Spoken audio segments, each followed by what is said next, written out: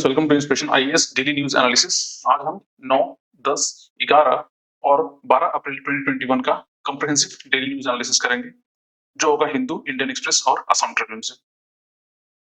जो बच्चे यूपीएससी और अदर स्टेट पीसीएस के लिए प्रिपेयर कर रहे हैं, वो हमारे वेबसाइट www.inspirationis.org पर विजिट करके इस लेक्चर की पीडीएफ और बाकी सारे स्टडी मटेरियल्स को डाउनलोड कर सकते हैं। अल्टरनेटिवली आप हमारे सोशल मीडिया पेज जैसे कि फेसबुक, इंस्टाग्राम, टेलीग्राम चैनल और इस लेक्चर के अगर वीडियोस आपको चाहिए तो आप इंस्पिरेशन आईएएस लाइव को सब्सक्राइब करके वहां से देख सकते हैं। जैसे कि आप लोगों को मालूम होगा, यूपीएससी का प्रीलिम एग्जामिनेशन आने वाला है। उसके लिए इंस्पिरेशन आईएएस ने अपने फाउंडेशन बैचेस स्टार्ट किए हैं, जो होगा यूपीएससी और अदर स्टेट पीसीएस के लिए। ये बैचेस दोनों ही मोड जैसे कि ऑनलाइन और ऑफलाइन प्लेटफॉर्म दोनों पर ही अवेलेबल होता है, जहां पर एक कॉम्प्रिहेंसिव क्लासेस होती है, जो क्लास का ही लाइव प्रेजेंटेशन होता है। तो अगर आप यूपीएससी और अदर स्टेट पीसीएस के लिए प्रिपरेशन कर रहे हैं, तो आप हमारे इन ऑफलाइन या ऑनलाइन बैचेस में इनरोल कर सकते हैं। इंस्पिरेशन आईएएस ने यूपीएससी प्रीलिम्स और अदर स्टेट पीसीएस के लिए प्रीलिम्स के मॉक टेस्ट स्टार्ट किए हैं, जो जीएस और सीसेट दोनों ही पेपरों में होगा। और ये एग्जामिनेशंस बोथ ऑनलाइन और ऑफलाइन प्लेटफॉर्म दोनों मोड में ही होंगे। सो ज्यादा जानकारी के लिए आप हमारे इन दिए गए नंबरों पर कॉन्टेक्ट कर सकते हैं, या हमारे वेबसाइट www.inspirationis.org पर जाकर आप इनरोल कर सकते हैं। इंस्पिरेशन आईएएस ने अपने पॉलिटिकल साइंस ऑप्शनल की क्लासेस स्टार्ट कर दी है। तो अगर आपका यूपीएससी और अदर स्टेट पीसीएस में पॉलिटिकल साइंस एज ऑप्शनल है, तो आप हमारे इन फाउंडेशन बैचेस में इनरोल हो सकते हैं। ज्यादा जानकारी के लिए आप हमें इन दिए गए नंबरों पर कॉन्टेक्ट कर सकते हैं। चलिए स्टार्ट करते हैं आज हमारा डेली न्यूज एनालिसिस। सो पहला हमारा न्यूज है, जैसे कि आप लोगों को मालूम होगा, रिसेंटली यूएस नेवी ने इंडिया के एक्सक्लूसिव इकोनॉमिक जोन को वायलेट किया है और इंडिया के परमिशन के बिना वो एंटर किए थे हमारे एक्सक्लूसिव इकोनॉमिक जोन में। सो इस न्यूज से रिलेटेड क्या कंसेप्ट है, थोड़ा डिस्कस करते हैं। देखिए, इंडियन एक्सप्रेस की न्यूज थी कि USS John Paul Jones an airlift both class guided missile destroyer of the US Navy passed through India's exclusive economic zone, that is 130 nautical mile west of the Lakshadweep Island located in the Arabian Sea. ये एक missile destroyer है US navy का, जिसने लगभग हमारे 130 nautical miles, जो हमारे Lakshadweep west region के लक्षद्वीप आइलैंड के करीब यहां से गुजरा था, विदाउट इंडिया के परमिशन लिए हुए। यूएसए का कहना है कि ये उसका फ्रीडम ऑफ नेविगेशन ऑपरेशंस है, और इस ऑपरेशंस के तहत अमेरिका अपहोल्ड करता है right to freedom and lawful use of the sea recognized in international law by challenging India's excessive maritime claim. USA का कहना है कि हम लोग ये फ्रीडम ऑफ नेविगेशन ऑपरेशंस कर रहे हैं, और इसके तहत हम अमेरिका के जो भी राइट्स हैं और उसके जो फ्रीडम है वो इस्टेब्लिश करते हैं वर्ल्ड कम्युनिटी के तहत, जो लॉज जो लॉफुल है, और उस लॉ के अकॉर्डिंग हम लोग इंटरनेशनल वाटर में कहीं भी मूव कर सकते हैं। ये हमारा अपना फ्रीडम है।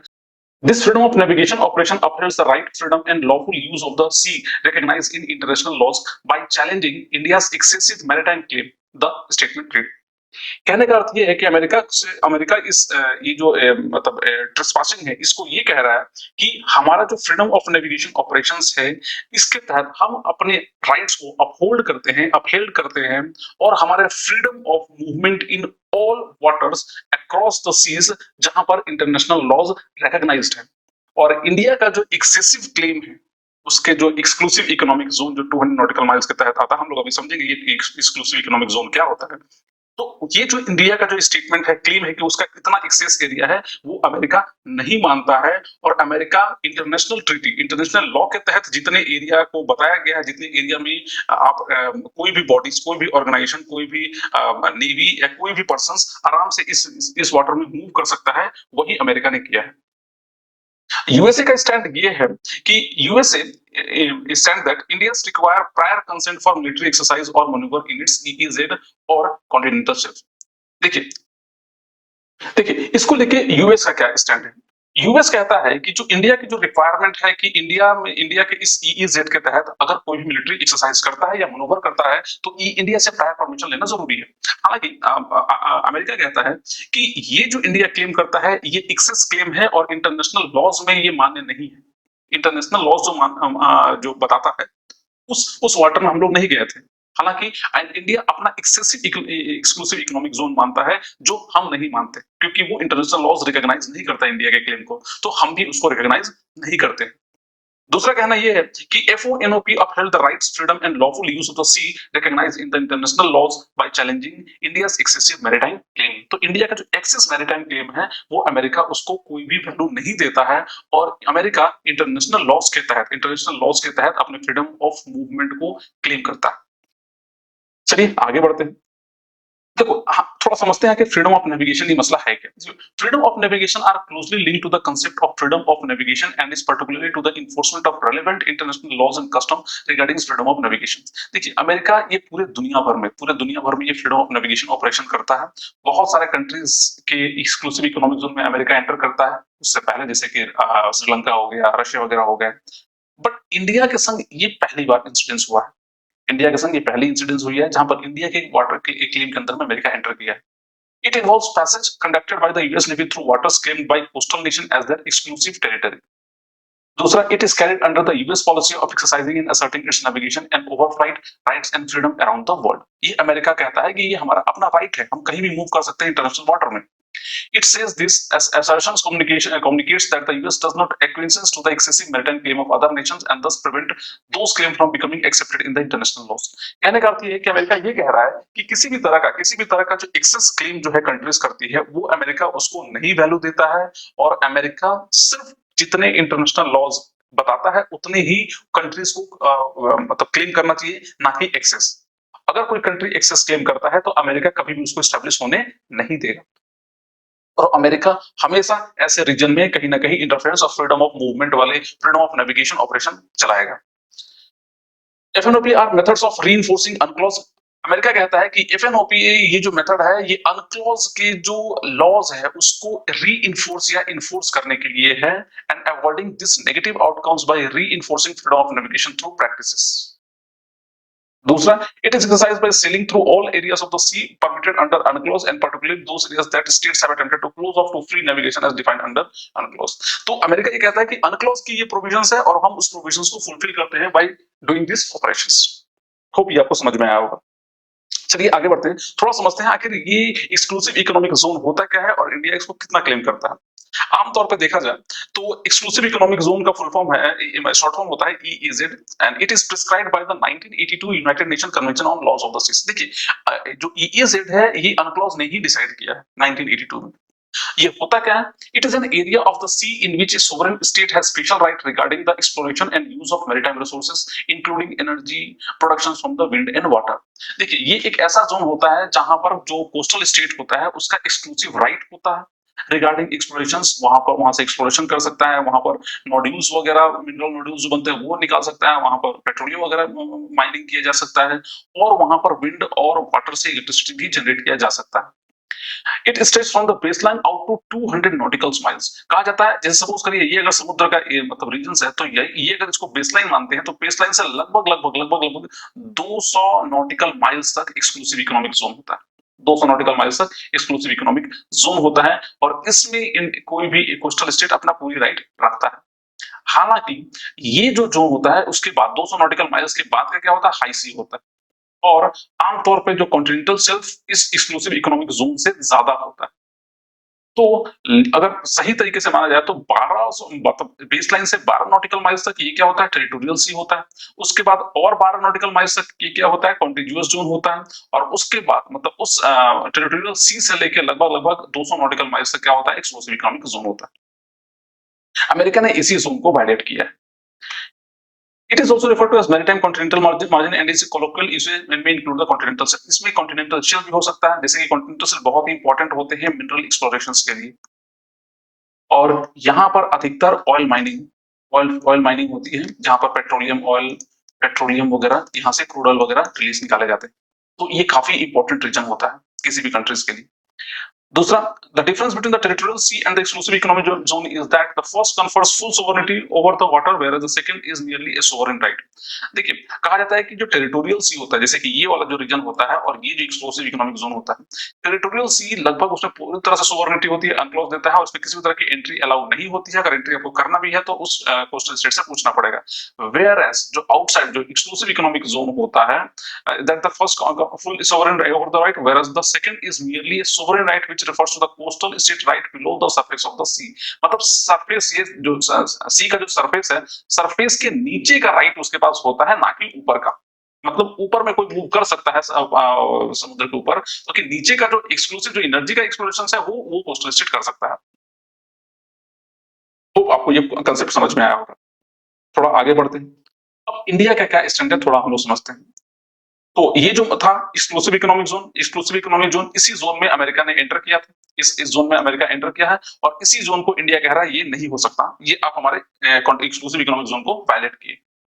अब देखिए इंडिया का स्टैंड क्या है। In FONOP violative of India's EEZ. As per India's Territorial Water Act 1976, the EEZ of India is an area beyond and adjacent to the territorial water, and the limit of such zone is 200 nautical miles. ये हमारे कितने zones है, कितने areas मतलब distance पड़ता है, ये 200 nautical miles from the baseline. India's limit of the territorial water is the baseline, every point of which is at a distance of 12 nautical miles from the nearest point of the appropriate baseline. Under the 1976 laws, all foreign ships other than warships, including submarine and other underwater vehicles, shall enjoy the right of innocent passage through the territorial water. मतलब in 1976 laws के तहत कोई भी foreign ships other than warships और submarine and underwater vehicles उसको छोड़ के हर कोई enjoy करता है innocent passage through the territorial water. तो इंडिया के territorial water में आराम से आप innocent passage कर सकते हो। हाँ, अपना बताना पड़ेगा। As per laws, as per India's Territorial Water, Continental Shelf Exclusive Economic Zone and Other Maritime Zone Act 1976, the EEZ of India is an area beyond adjacent to the territorial water, and the limit of such zone is 200 nautical miles from the baseline. And hope ये आपको point समझ में आया होगा। Innocent passage का मतलब होता है it is a passage that is not prejudicial to the peace, good order और सिक्योरिटी ऑफ इंडिया। मतलब ये कोई ऐसा पैसेज नहीं होना चाहिए जो इंडिया की सिक्योरिटी पे हैम्पर करे। तो अगर आप आराम से सिर्फ मूवमेंट के लिए चाहते हैं तो वहां से आप आराम से मूव कर सकते हैं, इंडिया उसको अलाउ करेगा। बट बाकी वारशिप्स वगैरह इस एरिया में नहीं एंटर कर सकता। अगर इस एरिया में आपको वारशिप एंटर कराना है then you have to take permission from India. दूसरा, India's stated position on the UNCLOS is that the convention does not authorize other states to carry out in the EEZ on the continental shelf military exercise or maneuver, in particular those involving the use of weapon or explosive without the consent of the coastal states. देखिए India का क्या कहना है, India कहता है कि भाई ऐसा है कि अगर ठीक है आप यहाँ से मूव कर सकते हो, बट आपकी जो वेपन्स, आपकी जो वेसल्स है एक वारशिप है और वारशिप को कभी भी अनक्लॉज अलाउ नहीं करता। अनक्लॉज में ये नहीं लिखा है कि आप वारशिप लेके जा सकते हो और वेपन और एक्सप्लोसिव उस एरिया से लेकर जा सकते हो। तो ऑब्वियस सी बात है, अगर वेपन्स आपके हैं, एक्सप्लोसिव है, तो आपको हमें बताना जरूरी होता है। It is only when it is a military maneuver in India is it that nation need to seek India's permission and not if they are simply transiting through. अगर आपको सिर्फ यहाँ से मूव करना है तो उसके लिए आपको परमिशन नहीं चाहिए, बट अगर आप वेपन लेके जा रहे हो then you have to take permission from us. The term military maneuver is not defined anywhere. यहाँ पर अनक्लॉज में किसी भी तरह का military maneuver नहीं लिखा हुआ है। Seventh, fleet to carry out FON missions in India EEZ is violation of India's domestic laws, territorial water, continental shelf, exclusive economic zone and other maritime zone Act 1976. India का कहना यह है कि America ने जो ये उसके जो फ्रीडम ऑफ नेविगेशन किया है ये हमारे डोमेस्टिक लॉज का वायलेशन है। आगे बढ़ते हैं, अनक्लॉज को भी थोड़ा देख लेते हैं। देखिए अनक्लॉज है, इट इज अ लॉ, ये वह ऑर्गेनाइजेशंस है जो लॉज ऑफ द सी को डिटरमाइन करता है। मतलब समुद्र, ऑब्वियस सी बात है, समुद्र हमारे धरती का एक बहुत बड़ा हिस्सा है और बहुत सारे टेरिटोरियल कोस्टल स्टेट्स अपने इस रीजन पे बहुत अपने सोवरेन राइट दिखाते हैं। जैसे चाइना ले लीजिए, चाइना साउथ चाइना सी बहुत ज्यादा एरिया को कवर करता है और उसके ऊपर में अपनी सोवरेनिटी दिखाता है। हालांकि उसके ऊपर और भी बहुत सारे कंट्रीज क्लेम करते हैं और चाइना भी क्लेम करता है, तो उनका वो एक डिस्प्यूटेड रीजन है ये। तो समुद्र के ऊपर में भी बहुत सारे, समुद्र में भी बहुत सारे लॉज बनाए गए हैं और इसकी जो बॉडी होती है उसको हम लोग अनक्लॉज कहते हैं। It is the laws of the seas treaty, formerly known as the third United Nations Convention on Laws of the Seas. ये United Nations Convention का थर्ड कन्वेंशन में लिया गया था and adopted in 1982 at Montego Bay, Jamaica. It entered into force in 1994. इसको 1994 में implement कराया गया and the convention established a comprehensive set of rules governing the oceans and replaces previous UN Convention on Laws of the Seas. तो इससे पहले वाला जो convention था उसको क्या कर दिया, इसने रिप्लेस कर दिया। The convention defines the distance of 12 nautical miles from the baseline as territorial sea limit and a distance of 200 nautical miles distance as exclusive economic zone limit. मतलब 200 nautical miles के तहत लगभग क्या है आपका ये exclusive economic zone है जहां पर आप किसी भी तरह का explorations वगैरह कर सकते हैं। होप आपको ये पॉइंट क्लियर हुआ होगा। तो ये रहा मसला सारे अमेरिका और इंडिया के बीच का जो FONOP या फ्रीडम ऑफ नेविगेशन का जो कॉन्फ्लिक्ट चल रहा था। अभी इंडिया के इनवॉयज ने अमेरिका के पेंटागन्स को ये हमारे फॉरेन मिनिस्ट्री ने उनको नोटिफिकेशंस दिया है। देखिए ये बातें कहां तक जाती है।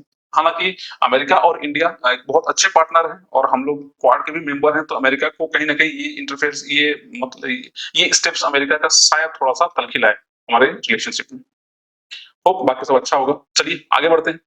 हमारा जो नेक्स्ट न्यूज है वो अफ्रीकन स्वाइन फीवर से रिलेटेड है। अभी रिसेंटली मिजोरम के जो डिस्ट्रिक्ट है लुंगली, वहां पर लगभग 276 पिग्स को ये इन्फेक्शन हुआ है।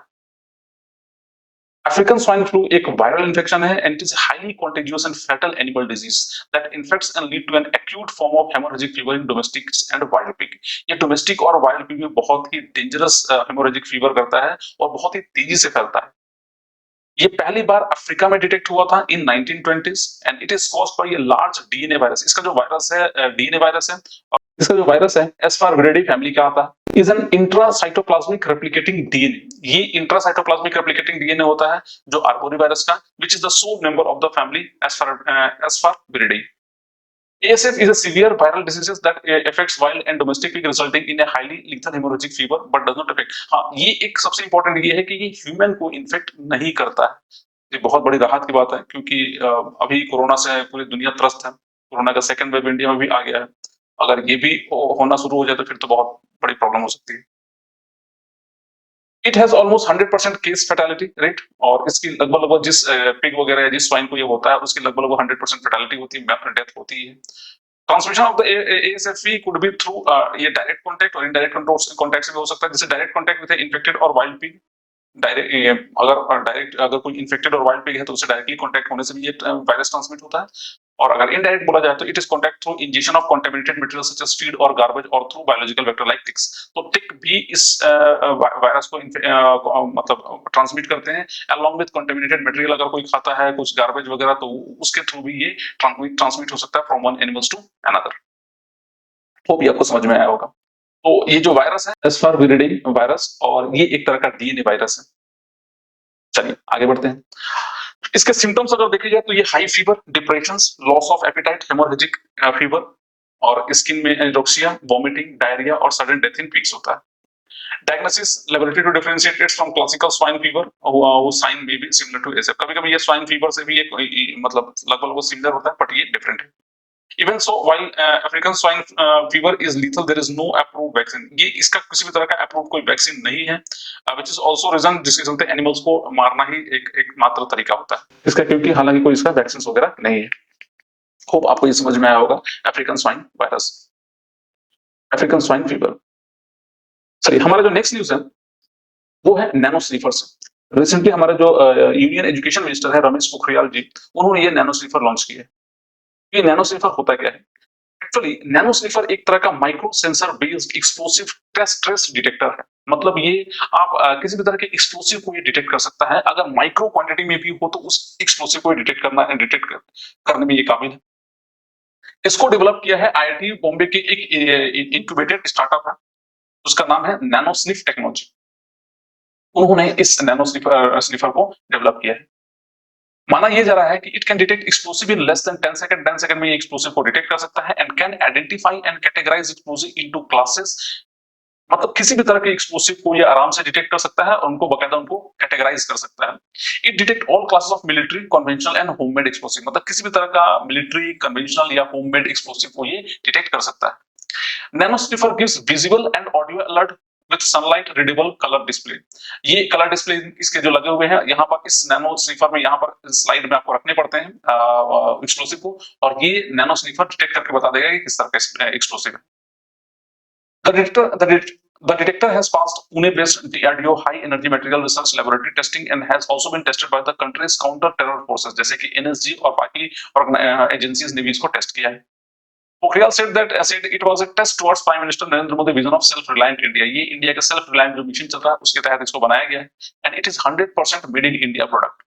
ये 100% इंडिया में ही बना है। ये जो नैनो स्निफर है ये हमारे इंडिया की जो डिपेंडेंसी है इंपोर्टेड एक्सप्लोसिव डिटेक्टर जो हम लोग इंपोर्ट करते हैं उससे काफी ज्यादा निजात दिलाएगा and it will encourage other institution and startups and medium scale industries to research and develop products indigenously. तो वहां से और दूसरे भी ऑर्गेनाइजेशन ये स्टार्टअप को ये प्रोत्साहन करेगा ऐसे और डिवाइसेस को डेवलप करने के लिए। ये कुछ स्क्रीनशॉट है उनके नैनो स्निफ के वेबसाइट से। तो ये रहा नैनो स्निफर और ये कुछ इसके प्रॉपर्टीज है। जैसे कि अगर देखा जाए तो ये world first micro sensor based explosive trace detector, किसी भी तरह का no carrier gas dopant required, किसी भी तरह का डोपेंट की जरूरत नहीं है, no radio active source required, rapid clear down time, data can be viewed offline, detection is less than 10 second, can detect nanogram quantities of explosive traces, video and audio alert with sunlight readable colour display होता है उसके अंदर में, no respond to order of non explosive like medicine and perfume, very low operational cost per annum as compared to the other foreign devices, resist contamination from weather, humidity, dirt and dust, and operation not affected by electromagnetic interference। EMI interference इसका नहीं होता तो किसी भी तरह कोई problem नहीं है यहाँ पर। सो ये काफी ही हैंडी और बहुत ही छोटा डिवाइस है जो हमारे एजेंसीज इसको यूज कर सकती है। तो ये काफी अच्छा प्रोडक्ट है, हमारे एजेंसीज के लिए काफी हैंडी है और इंपोर्ट से काफी हमें निजात दिलाएगा। चलिए आगे बढ़ते हैं। हमारा जो नेक्स्ट न्यूज है वो है ऑक्सीजन इनरिचमेंट यूनिट के लिए। रिसेंटली कोरोना और कोरोना से लड़ाई के लिए या कोरोना से फाइट के लिए ऑक्सीजन इनरिचमेंट यूनिट बहुत बड़ी वरदान की तरह काम आ सकता है। देखिए रिसेंटली कोरोना के ट्रीटमेंट में ऑक्सीजन सिलेंडर वगैरह की बहुत जरूरत पड़ती है क्योंकि लोगों को वेंटिलेटर में रखना पड़ता है और हमारे यहाँ वेंटिलेटर बहुत ही कम है। उतने अमाउंट में वेंटिलेटर नहीं अवेलेबल होते, कभी कभी पूरे पेशेंट्स को वेंटिलेटर प्रोवाइड नहीं हो पाता जिसके वजह से बहुत लोगों की डेथ हो जाती है। तो उसके लिए इस चीज को इस कमी को दूर करने के लिए CMERI जैसे कि central mechanical engineering research institute उन्होंने डेवलप किया है ये ऑक्सीजन इनरिचमेंट यूनिट। ये प्रोवाइड करेगा कोविड-19 पेशेंट्स की क्रिटिकल सपोर्ट में। ये वो डिवाइस है जो हेल्प करेगा। आखिर ये काम कैसे करता है? देखिए ऑक्सीजन इनरिचमेंट यूनिट एक तरह का डिवाइस है that concentrates the oxygen from the surrounding air. ये हवा से ऑक्सीजन लेगा और उस ऑक्सीजन से बाकी सारी चीजें, बाकी सारी गैसेस जैसे कि नाइट्रोजन हो गया, कार्बन डाइऑक्साइड हो गया, बाकी SPM सस्पेंडेड पार्टिकुलेट मैटर, उन सबको बाहर निकाल देगा। तो किसी भी तरह का ये जो गैसेस वगैरह जैसे कि कार्बन डाइऑक्साइड हो गया, सस्पेंडेड पार्टिकुलेट मैटर्स वगैरह हो गया, उनको ये जो मशीन है वो फिल्टर आउट कर देगा और फ्रेश ऑक्सीजन को कंसंट्रेट करेगा। The concentrated oxygen is delivered to the patient having respiratory disease through an oxygen mask or nasal cannula। मतलब ऑक्सीजन मास्क और नेसल कैनुला के थ्रू ये ऑक्सीजन को डायरेक्ट पेशेंट को सप्लाई करा दिया जाएगा जो काफी ज्यादा हेल्प होगा। तो ये कहीं भी लगाया जा सकता है, कहीं बहुत ही ज्यादा हैंडी है। Oxygen enrichment unit work on the principle of pressure swing adsorption. ये प्रेशर स्विंग एडसॉर्प्शन प्रोसेस के ऊपर बेस्ड होता है और ये यूटिलाइज करता है जियोलाइट के कॉलम वगैरह लगे रहते हैं जो आराम से बहुत ही सिंपल तरीके से ये जितने भी ऑक्सीजन नाइट्रोजन वगैरह वो हवा से मतलब हवा से जो नाइट्रोजन होती है, हवा में जो नाइट्रोजन होती है उसको फिल्टर आउट कर देता है through pressure and thereby increasing the oxygen concentration. ये ऑक्सीजन के कंसंट्रेशन को बढ़ा देता है। The concentrated oxygen is delivered to the patient having respiratory disease through oxygen mask or nasal cannula। The device may be used for patients with chronic obstructive pulmonary COPD patients और chronic hypoxemia and pulmonary edema को भी ये treat करने में help करता है। It may be used as adjacent treatment for several sleep apnea। अगर किसी को sleep apnea भी है इससे ये जो ऑक्सीजन इनरिचमेंट यूनिट है काफी ज्यादा हेल्प करेगा। चलिए आगे बढ़ते हैं। बेनिफिट्स क्या है? This unit is capable of delivering up to 30 litre per minute oxygen दे सकता है which is absent in the other commercially available unit. दूसरा, the available oxygen enrichment unit generally work till 8000 feet from sea level. 8000 feet तक काम कर सकता है। However this unit can work up to the altitude of 14000 feet. thus it is very handy for using in the high altitude terrain battlefield in contingency। तो जैसे देखिए जो जितने भी आपके जो माउंटेनियर्स होते हैं वो ऑक्सीजन के सिलेंडर ले आते हैं, उससे अच्छा वो ये डिवाइसेस लेकर जा सकते हैं जो उनको ऑक्सीजन की एक कंटिन्यूअस सप्लाई देता रहेगा और ये लगभग 14000 फीट तक भी काम करेगा। तो ये हमारे फोर्सेस के लिए भी काफी अच्छा हो सकता है और बाकी माउंटेनियर्स के लिए भी। The machine can regulate flow with accuracy 0.5 APM। The facility will help in high flow oxygen therapy, which is proven to be better method for treatment and management of COVID-19 patient। तो COVID-19 patient के लिए continuous oxygen जो supply होती है, ये supply देने में भी ये बहुत ही ज्यादा काबिल है। Next, the suspended particles, virus, bacteria जो हवा में प्रेजेंट होता है उसको भी ये फिल्टर आउट कर देता है। And the commercially available oxygen treatment unit generally works till 8000 feet from the sea level। sea level से 8000 फीट तक ये आराम से काम कर सकता है। खूब आपको ये समझ में आएगा ऑक्सीजन इनरिचमेंट यूनिट। तो हमारा नेक्स्ट न्यूज है air bubble pact. Recently India ने श्रीलंका के संग एयर बबल पैक्ट साइन किया है। इंडियन एक्सप्रेस की ये न्यूज थी। तो थोड़ा ये समझते हैं आखिर एयर बबल पैक्ट होता क्या है, और अभी तक हम लोग 28 कंट्री से ये एयर बबल पैक्ट को साइन कर चुके हैं। चलिए है क्या। देखिए एयर बबल पैक्ट जो बेसिकली होता है, ये एयर बबल ट्रैवल या बबल ट्रैवल कंसेप्ट बोला जाता है, जिसके तहत कोरोना पेंडेमिक के टाइम में एक कंट्री दूसरे कंट्री के बीच में एक पैक्ट साइन करती है, जिसके तहत ऐसे पेशेंट्स को, ऐसे ऐसे पर्सन्स को एक दूसरे कंट्री में आने जाने की परमिशन दी जाती है, जिनका एक थॉरो चेकअप होता है, और दोनों कंट्री आपस में इस पैक्ट को साइन और वो सारे प्रोटोकॉल को फॉलो करती है। तो न्यूज क्या है उसको देख लेते हैं पहले। India has established a bilateral air bubble arrangement with Sri Lanka for operations of several international passenger flight between the two countries. With this, India now has such pact with 28 countries, including Afghanistan, Bahrain, Canada, France, Germany, Iraq, Japan, Maldives, Nigeria, Qatar, UAE, and UK, as well as the United States.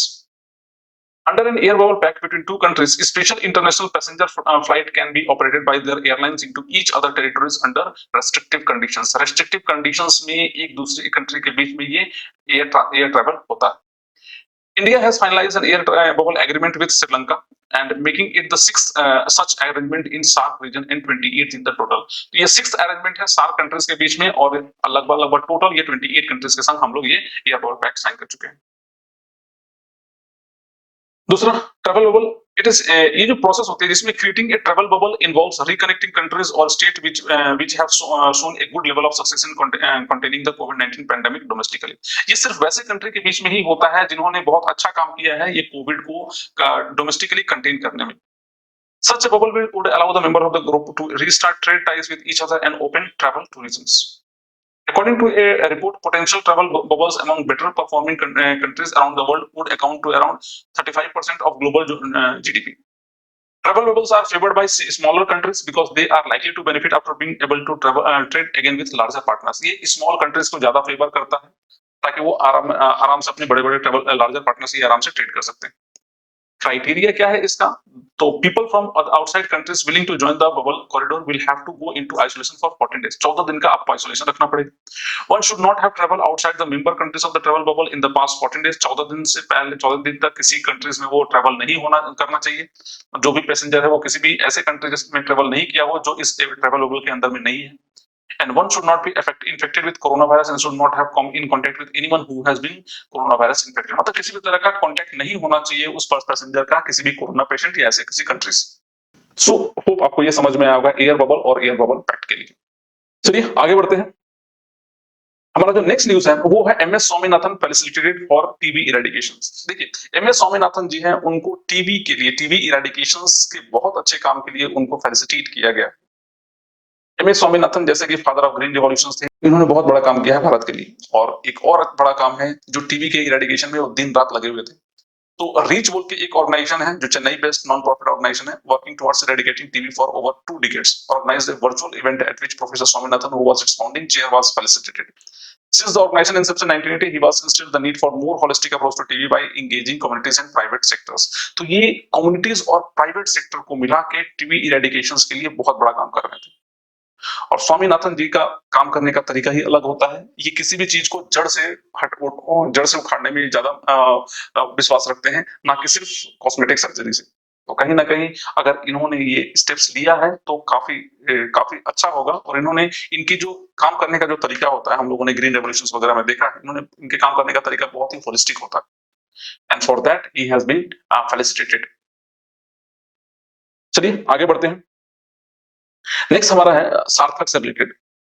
Recently जो हमारे education minister हैं उन्होंने ये programme launch किया है Sarthak. The department of school education and literacy unveiled an implementation plan for school education called Sarthak in pursuance of the goal and objective of the national education policy 2020। तो national education policy 2020 के तहत इसको launch कराया गया है। सार्थक का full form है students and teacher holistic advancement through quality education. चलिए थोड़ा समझते हैं ये है क्या। In this program, the main aim of is to provide an all-round development for students at primary and secondary level. Primary और secondary level में बच्चों का एक holistic development में काफी ज्यादा मतलब attention दिया जाएगा।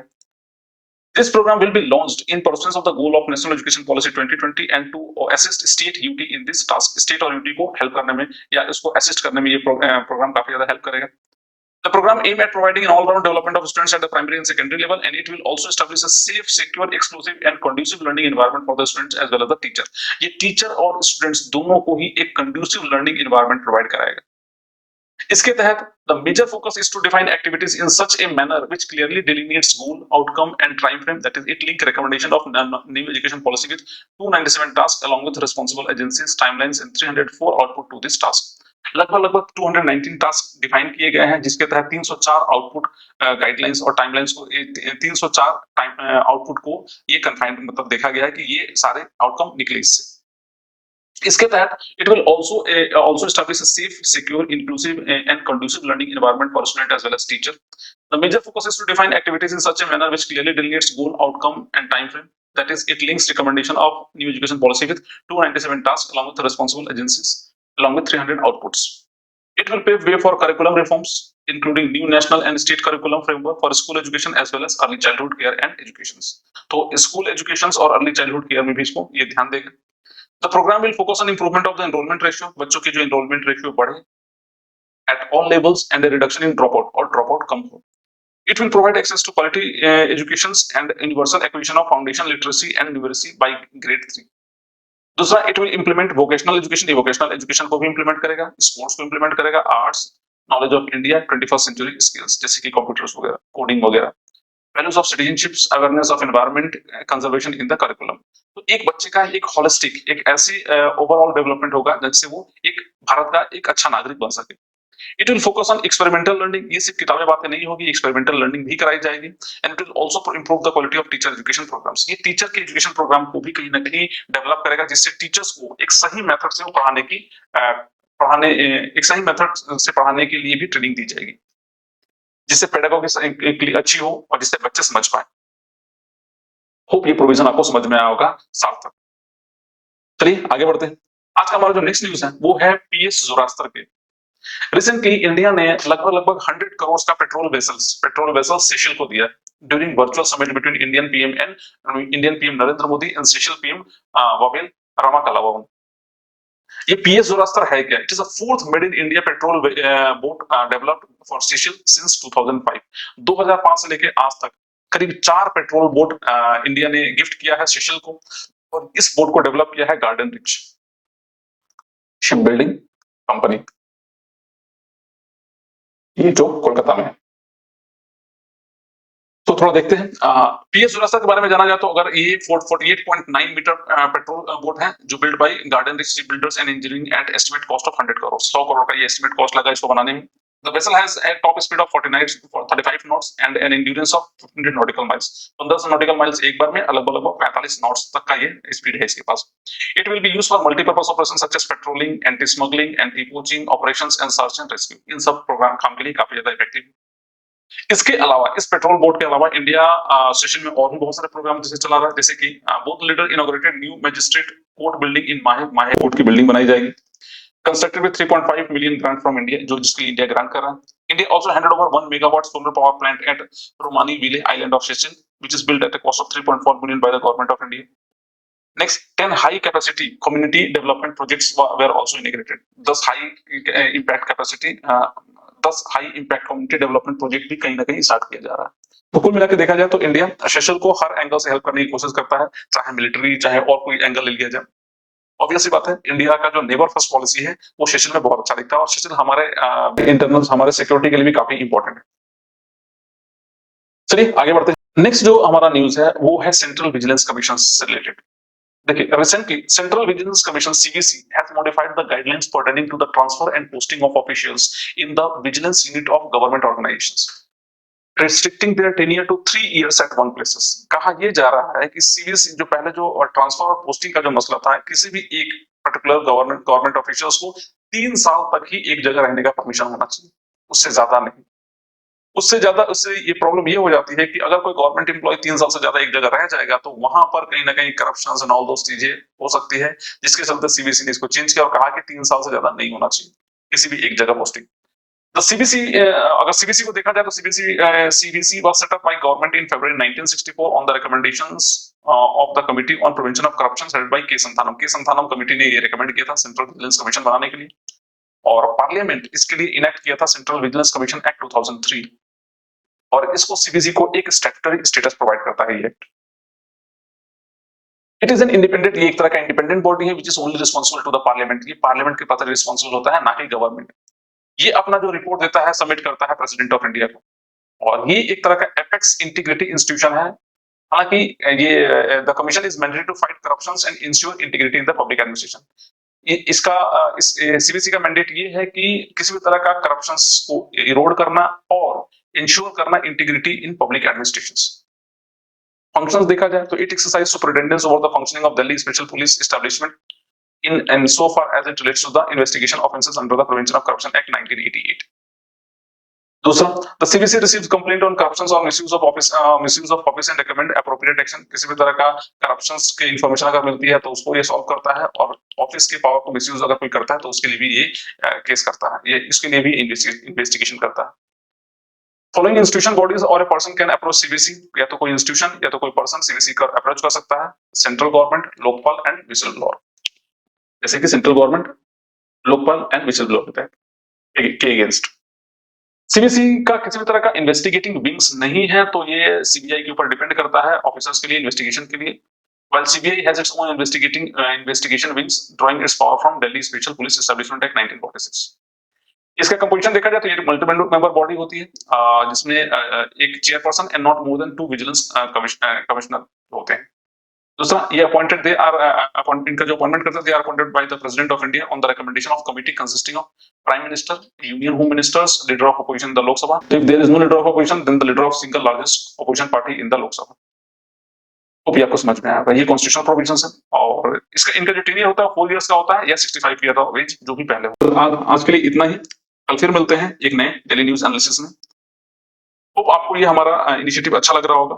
ऐसे ही और वीडियोस के लिए आप हमारे YouTube चैनल को सब्सक्राइब कर सकते हैं और बेल आइकन को प्रेस कर दीजिएगा, ताकि हमारे जो भी नए वीडियोस की नोटिफिकेशन आपको मिलती रहे।